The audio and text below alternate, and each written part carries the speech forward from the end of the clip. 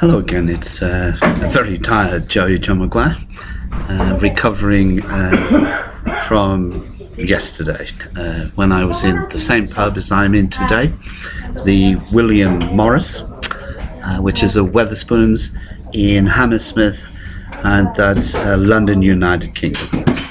The eventful day yesterday, where for the 9th time in 8 years since I've been in London, yet another tea leaf piece of lowlife helped himself to my wallet.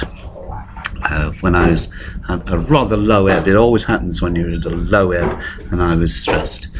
And so another wallet goes, and it's caused me an awful amount of stress, so hence me being rather tired. And my heart goes out to the girl on the table next to me, a young girl, 18-year-old, on her first trip abroad from Spain. Bless her little heart. They must have been watching the cash point, and they've seen her draw out her holiday money. So she lost, with her bag and belongings, she lost £600, and that is a lot of money to basically a child on her first venture away from her parents and away from home. What a welcome to England. Anyway, in my wallet there were plenty of references as to who I am, and there's quite a possibility that the piece of lowlife who stole my wallet is actually looking at me right now, and I hope you're very, very happy, sir. And let me just tell you that we have got you on CCTV, and you're being looked for right at this moment. Anyway, I always solve my problems using my crutch, which is my poetry.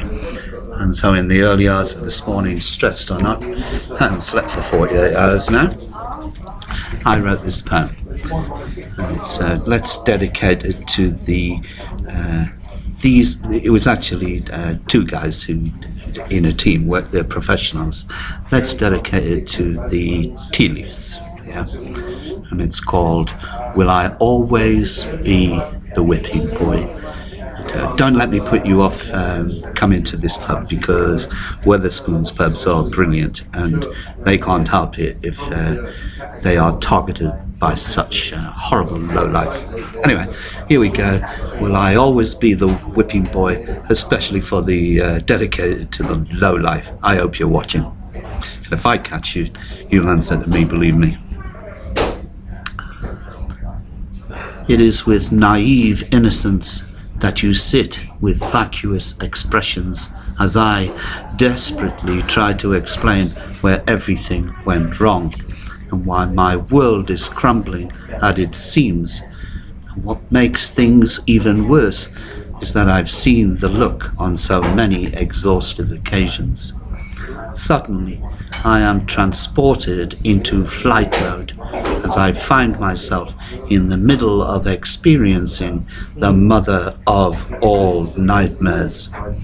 Unable to run, I have an incredible urge to scream, but my all-enduring, altruistic nature will only allow me to sob as my rational thought is overwhelmed by the enormity of it all.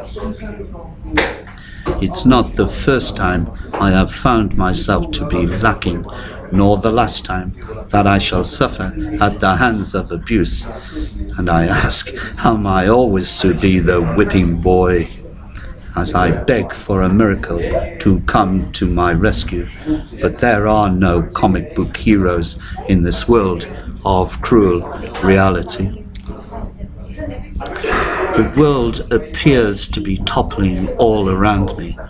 There is a familiar clicking in my head that sounds like dominoes falling, and I know it is an ill wind that formed the catalyst of my disasters, and now it takes but a mere breeze to start the ball rolling, plunging everything into chaos. Every time I think the clicking has ceased, a gentle puff of air serves a reminder that for me, the whipping boy, the horrors of the nightmares, terrors born of living, are far from over yet. Brackets underneath that poem.